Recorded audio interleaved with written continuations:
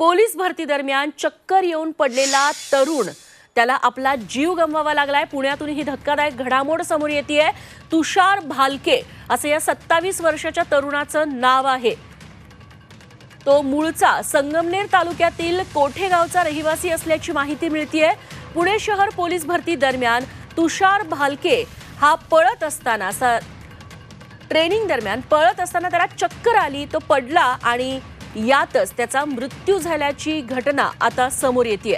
Shivajinagar police ग्राउंडवरची ही संपूर्ण घटना आहे। रनिंग सुरू असताना तुषार भालके नावाचा हा तरुण पळता पळता दमला, त्याला चक्कर आली, तो पडला, त्याला रुग्णालयात दाखल करण्यात आलं, मात्र त्याचा मृत्यू झालेला आहे।